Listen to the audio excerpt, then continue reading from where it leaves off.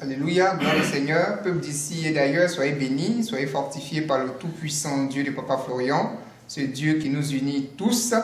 Aujourd'hui, ce Dieu de l'extraordinaire, ce Dieu de l'instantané s'est manifesté encore parce que dans sa maison est venue une femme musulmane qui souffrait depuis un an et demi de souffrance, une plaie vraiment incurable. Elle est passée partout, elle n'a pas eu de solution. Un ange de Dieu l'a conduit dans la maison du Seigneur.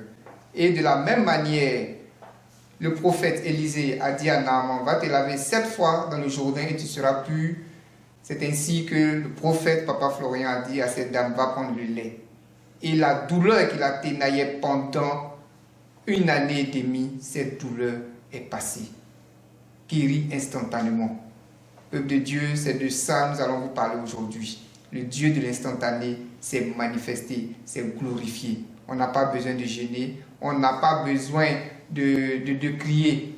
Dieu se manifeste. Bishop, comment on peut expliquer, selon la Bible, ces versets, ces faits qui nous ramènent un peu au temps des apôtres, au temps des grands prophètes? Gloire à Dieu, bonjour au chemin du ciel, bonjour au peuple de Dieu.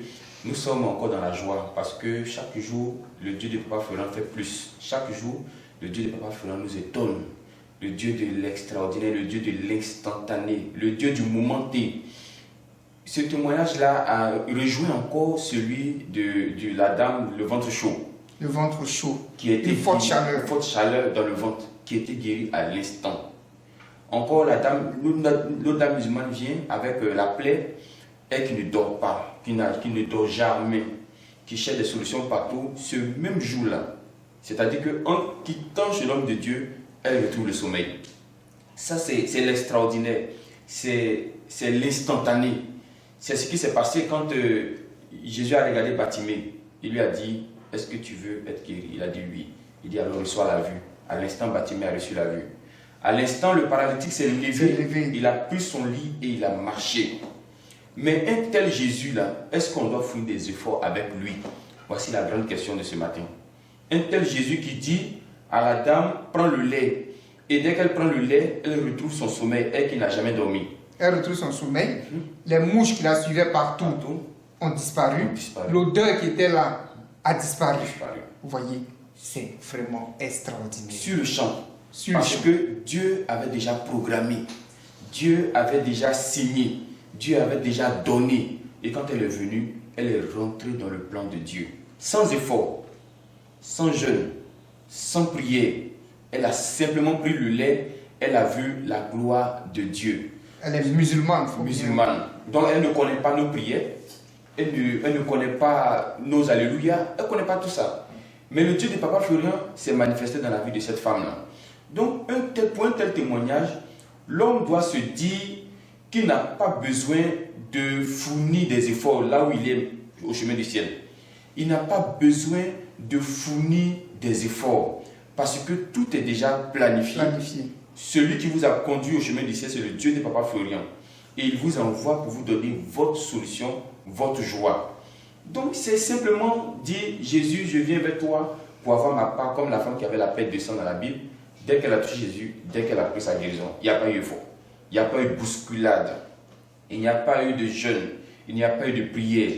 Donc, il faut que les gens retiennent que le Dieu de Papa Florian, c'est le Dieu de l'instantané. Si tu as pris ce même lait et que tu n'as pas vu signe, il faut simplement changer ta prière. Il faut demander au Dieu de Papa Florian. Ce lait qui a libéré la femme qui avait le ventre chaud sur place là, ce même lait qui a donné aussi la joie à ce moment qui avait la plaie. Pourquoi c'est ce même lait-là que je prends et puis je n'ai pas ma solution? Et le Dieu de Papa va te révéler le problème qui est caché en toi, qui fait que tu n'arrives pas à exceller avec les mêmes éléments que d'autres utilisent. Voyez la gloire de Dieu, toi tu utilises, tu ne vois rien. C'est simplement ça. Sinon le lait, le sang de Jésus, c'est le sans effort. C'est l'instantané. Paul est en train de prêcher un jour, je crois que c'est dans Acte 14, verset 9. Et pendant qu'il parlait, il y a quelqu'un qui le fixait, il y a quelqu'un qui le regardait. Et la Bible dit que l'apôtre Paul a vu que ce dernier avait la foi pour être guéri. Mais est-ce que la foi là, c'est sur le front? La foi, c'est pas sur le front. Vous voyez, la foi, c'est une attitude. La foi, c'est un comportement. Donc, qui a vu en ce monsieur-là qu'il a la foi pour être guéri? Et ce monsieur-là sait qu'il peut être guéri. Alors, il lui a demandé, est-ce que tu veux la guérison aujourd'hui? Il a dit oui. Alors, lève-toi et marche. Entre-temps, ce monsieur n'a jamais marché. Comme cette femme aussi qui ne dormait pas. Donc, aujourd'hui, là, les gens doivent changer l'attitude. Les gens doivent changer le comportement. Le Dieu de Papa Florian doit voir que vous marchez à sa dimension. Sa dimension. Parce que c'est ce que les gens n'arrivent pas à faire. Ils n'ont pas encore compris la dimension de Dieu de Papa Florian. Parce qu'on vient de beaucoup de coins. Voilà. Et dans ces endroits que nous avons visités, ces endroits que nous avons parcourus, il y a eu beaucoup de choses qu'ils ont mis dans notre esprit. Beaucoup de trucs qui ne sont pas aussi vrais. Voilà, on nous a fait savoir que si tu veux voir la gloire de Dieu, il faut te mettre dans un jeûne. Si tu veux voir la gloire de Dieu, il faut commencer ta prière à minuit jusqu'à 4 h du matin. Si tu veux voir la gloire de Dieu, fais ceci, fais cela. Donc, quand les gens... On nous a fait savoir aussi que pour avoir la gloire de Dieu, il faut qu'on prie sur toi, on t'impose les mains, allez papa, on te dit l'argent, il faut forcément donner une offrande à Dieu. Et puis il y a un montant qui est imposé. C'est ça le problème, il y a un montant qui est imposé. Alors que ce que les gens doivent savoir, l'offrande c'est quoi? C'est offrir. C'est offrir, on offre selon le cœur. Selon le cœur. Quand c'est imposé, ça devient contrainte.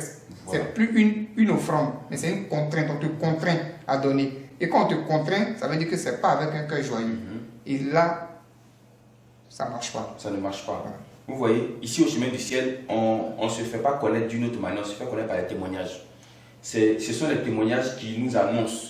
Entre temps, d'autres, c'est des voitures peut-être qui passent dans les villes. C'est des annonces sur des annonces, mais au chemin du ciel, ce sont les témoignages qui nous annoncent. Donc, ceux qui viennent au chemin du ciel doivent savoir que c'est un témoignage qui les a attirés. Donc, ce témoignage qui vous a attiré, c'est ce même témoignage que vous êtes venu chercher aussi dans la maison de Dieu. Donc, ce que vous voulez dans la maison de Dieu, vous devez savoir simplement que le Dieu qui est ici n'a pas besoin d'efforts. On ne t'impose pas d'offrande, on ne t'impose pas de jeûne, on ne t'impose pas de longues prières. Tu viens et tu prends. C'est ce qu'il faut retenir. Et c'est ce qui se passe avec tous les témoignages que nous avons ici. Le Dieu de l'instantané, le Dieu de l'extraordinaire. Depuis même sous la bâche, le monsieur qui avait un problème de pied qui boitait, il a juste pris le sable, il a appliqué.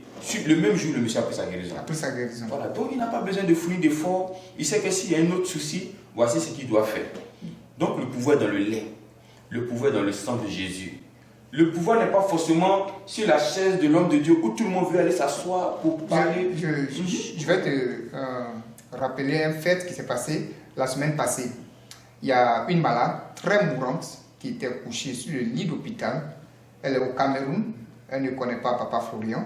C'est sa sœur qui est en Belgique qui connaît Papa Florian et qui a fait une offrande volontaire pour qu'on fasse la prière pour sa sœur qui est mourante. Elle est dans le coma. Elle est couchée à l'hôpital. On leur a dit simplement d'acheter une bouteille d'huile et ils ont mis le doigt dedans.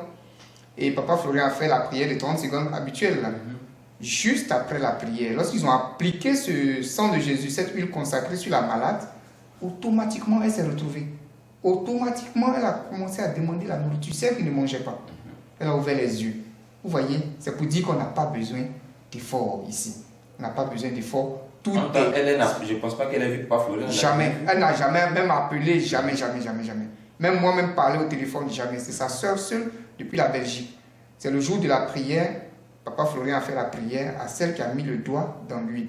Et on lui a dit, il faut mettre ça sur les lèvres de la malade, il faut frotter ça dans ses paumes, planque des pieds, il faut la frotter avec. Et c'est ce qu'elle a fait. Automatiquement, les minutes qui ont suivi, la personne s'est réveillée. Donc là, on voit que quand Dieu veut faire quelque chose, il le fait. C'est-à-dire qu'on ne peut pas forcer la main de Dieu. On ne peut pas obliger Dieu à nous bénir ou à faire quelque chose pour nous. Quand Dieu veut faire quelque chose, Dieu le fait. Mais il faut que tu démontres ta foi à Dieu. Comme le centenier, Jésus veut se déplacer pour aller chez lui. Il dit non, tu n'as même pas besoin. C'est des personnes comme ça qu'on veut aujourd'hui. Des personnes qui vont dire, non, l'homme de Dieu n'a pas besoin de prier trop, mais pour nous savons que le pouvoir que Dieu lui a donné, s'il dit un mot, la chose va se réaliser. C'est bon, nous sommes en 2018, on vient avancer, voici les personnes dont on a besoin. Voilà. On n'a plus besoin des gens qui disent que forcément on doit s'asseoir à côté de lui pour lui parler. On n'a plus besoin des gens qui disent que forcément il doit me poser les mains. Je dis que le même Dieu qui est à côté de lui là-bas, c'est le même Dieu qui est dans le lait, qui est dans le sang de Jésus. Donc si tu as pris le sang de Jésus, le lait, Dieu ne va pas t'aider, il ne va pas t'aider sur la chaise là-bas. Donc il faut plutôt chercher la compassion de ce Dieu-là. Il faut pas chercher à forcément avoir la compassion de l'homme de Dieu. Cherche la compassion de ce Dieu. Quand tu viens là, cherche la compassion de ce Dieu. Ne cherche pas à te faire voir, te présenter, mais il faut que ce Dieu-là, tu puisses avoir sa compassion. Et puis il faut te poser toujours des questions. Pourquoi pour les autres c'est instantané, ça marche, et puis pour moi, ça ne marche pas? Pourquoi ça ne marche pas? Peut-être que quand tu étais dans les maraboutages, tu as laissé beaucoup de choses dans ta maison, hein, dans l'ignorance. Dieu ne peut pas t'exaucer. Donc il faut faire sortir ces choses-là. Peut-être que quand tu viens dans la maison de Dieu, après, tu t'invites ailleurs, dans les commérages, par-ci, par-là, tu es dans certaines situations qui n'honorent pas Dieu. En ce moment, Dieu ne peut pas te visiter. Voilà, Dieu n'est pas dans le désordre. Donc tout ça, il faut corriger, il faut te revoir et il faut pleurer devant la face de Dieu. Dieu va venir à ton secours. Et puis tout ça, c'est parce que l'homme oublie vite. Sinon, ceux qui vont se rappeler, le premier jour, quand ils sont arrivés ici, à peine vous êtes assis sur la chaise, l'homme de Dieu a demandé blocage maladie. Tu vois que tu n'as pas duré. Tu n'as même pas fait des minutes là. Tu as simplement dit c'est blocage. Tu as simplement dit c'est maladie. Est-ce que tu n'as pas vu la gloire de Dieu? J'ai vu la gloire de Dieu. Bon, maintenant, c'est quelle causerie encore tu viens chercher? Ou bien c'est qu'est-ce que tu veux trouver là encore? C'est ton lait, c'est ton sang de Jésus, c'est la révélation divine, c'est tous les éléments que nous avons au chemin du ciel, c'est le pouvoir de Dieu, et puis c'est tout. Voilà un peu, voilà ce que je Parce que ce qu'il faut retenir quand Papa Florent est un prophète de Dieu, lorsque tu viens voir le prophète de Dieu, c'est par rapport à un sujet bien précis. Bien précis, tu viens confier ça à Dieu. Hein, tu ne viens pas pour toujours répéter les mêmes choses. Si ça, tu viens répéter, ce n'est plus Dieu qui agit. C'est-à-dire c'est autre chose. Parce que Dieu, il te connaît. C'est un Dieu d'instantané. S'il doit t'aider, il va t'aider à l'instant. Voilà, si tu vois que ton problème perdu, peut-être que c'est le temps qu'il t'accorde pour pouvoir se manifester. Donc il faut patienter. Voilà, il faut patienter. Il faut être toujours dans la foi. Il faut toujours crier à lui pour qu'il vienne à ton secours, pour qu'il vienne t'aider pour ton problème. Voilà. Si tu dois revenir pour voir l'homme de Dieu, peut-être c'est pour dire, ah, homme de Dieu, merci pour les prières. Homme de Dieu, merci pour ce que ton Dieu m'a fait. Voilà comment ça fonctionne avec les prophètes. Les prophètes, on ne les importune pas chaque fois, venez, non. Un prophète est différent d'un pasteur. Le pasteur, vous pouvez venir chaque fois lui soumettre les problèmes, il va vous conseiller, il va vous diriger selon les trucs. Mais le prophète, lui, il communique avec Dieu et il a affaire à un grand monde. Donc, il n'accorde pas trop de temps et il demande à Dieu de vous visiter. Même sans connaître le prophète, son Dieu vous visite. Parce que moi, je sais, tous ceux qui sont à l'extérieur, lorsque Papa Florent fait une prière, même avant la prière, le Dieu de Papa Florent se positionne. Il leur montre d'abord, voilà, qui est son serviteur. Il leur montre comment les choses vont se passer, même avant la prière. Et lorsqu'on fait la prière, ces personnes, Dieu les visite. Voilà. Donc ces personnes même ne causent pas au téléphone avec Papa Florent. Voilà, ils ne causent pas. Voilà. C'est le jour de la prière. Bon, sois béni et la délivrance se fait. Et ces personnes témoignent avec un cœur joyeux. C'est comme ça on marche avec un prophète. C'est comme ça on marche avec une église révélée. On marche avec un homme de Dieu véritable. Voilà. Donc, peuple de Dieu, voici un peu comment marcher. Voilà, je voulais ajouter un truc pour finir. Oui. Vous voyez dans Jean chapitre 4, le verset 2, la Bible dit que Jésus ne baptisait pas lui-même les gens, mais ce sont ses disciples qui le faisaient. Peut-être que d'autres seront à côté, vont dire, mais lui-même, pourquoi il ne baptise pas? Pourquoi c'est ses disciples qui l'envoient? Quand Jésus envoie quelqu'un, tout est déjà positionné. Parce que Jésus sait que si son disciple est parti, c'est lui qui l'a envoyé. Donc, ce que son disciple va faire, c'est sous l'ordre de Jésus. Et il y a un pouvoir qui accompagne. Donc, Jésus lui-même n'a pas besoin de se présenter. Donc, quand Jésus envoie son serviteur-là, il faut voir ce Jésus-là à travers ce serviteur-là. Et tous les miracles qui sont faits dans l'Ancien Testament, comme dans le Nouveau Testament, la même chose va arriver ici. Vous ne connaissez pas David? Vous ne connaissez pas Joseph? Vous ne connaissez pas Abraham? Tout ça, vous ne les connaissez pas. Mais la dame musulmane, vous l'avez vue. Vous pouvez la toucher. Le monsieur qui avait le pied qui boitait, vous pouvez le voir, vous pouvez le toucher. Ce sont des témoignages vivants. Parce que notre Dieu est le Dieu des vivants. Donc il faut que nous soyons tous vivants pour pouvoir voir. Je t'envoie en bas sans me déplacer. Oui, l'homme de Dieu, la dame qui est venue avec la plaie, l'homme de Dieu était en train de recevoir. Il n'est pas descendu, il m'a envoyé vers la dame. Quand je suis descendu, moi-même quand j'ai vu le pied de la dame, j'ai tiqué un peu. parce que vraiment, elle agonisait, elle se lamentait, elle se roulait, elle était pratiquement nue, vous voyez, parce qu'elle souffrait. Donc l'homme de Dieu m'a dit de faire quelque chose. Elle-même, peut-être qu'elle s'attendait à voir l'homme de Dieu lui-même. Maintenant, comment c'est un petit garçon qui vient s'arrêter devant elle et puis qui la serge avec un Saint-Michel. Mais tout ça, c'était des recommandations de l'homme de Dieu. Vous voyez? Donc je lui ai dit que, maman, il ne faut pas avoir peur. Il m'a dit, ça ne va pas sortir d'ici. Et quand je suis remonté, j'ai pris une photo, j'ai présenté à l'homme de Dieu a vu, il a donné les dernières recommandations. Et la maman a pris sa guérison. En une semaine. En une semaine. La plaie l'a effacée. Pendant le premier jour, l'homme de Dieu n'est pas parti vers elle. Donc, bien aimé, vous retenez que quand Dieu veut faire pour toi, quand le Dieu de Papa Florian est avec toi, tu ne dois pas fouiller des efforts. Tout ce que j'ai dit là, il faut chercher sa compassion seulement. Cherche à ce qu'il soit avec toi. Une fois qu'il est avec toi, tu as tout gagné. Voilà. Gloire au Seigneur. Il faut chercher toujours la faveur de Dieu. Il faut chercher toujours ce Dieu vivant. Il faut l'inviter toujours dans ta vie. Et puis tu vas voir la manifestation de sa puissance. Voilà, soyez bénis, soyez fortifiés et que la gloire revienne au Dieu Tout-Puissant de Papa Florian. Amen.